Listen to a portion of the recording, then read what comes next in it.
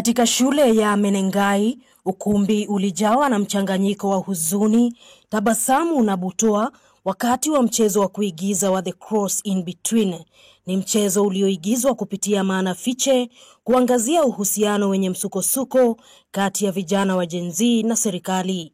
Mchezo ulitumia mpangilio wa kanisa. Kwenye nchi hii yawe mambo ya haki yasiyoweza kumkandamiza mwananchi yeyote pasipo na umri au kabila ama tadini. Ongezeko la ukosefu wa ajira katika serikali ya Rais William Ruto pia liliangaziwa.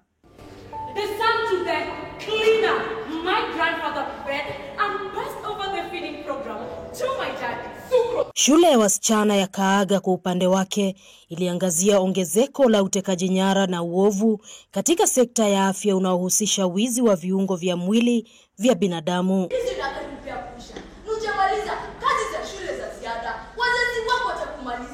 Billy Akwidaya, mmoja wa waigizaji, amewarai vijana kuungana na kutumia vipaji vyao kushinikiza uongozi wa kufana na kuheshimiwa kwa haki za kibinadamu. All narratives zinasaidia kushape how the society views things, and you can also kashifu, for example, uongozi mbaya kama iwe ni shuleni, iwe ni katika nafasi za kazi ama hata kama ni kanisani. Huku mchezo wa kuigiza wa shule ya upili ya Butere, Echoes of War, ulioibua kumbukumbu za maandamano ya Gen Z ukiendelea kutupiwa jicho, waelekezi wa sanaa wameitaka serikali kutoingilia uhuru wa mawasiliano kutumia sanaa.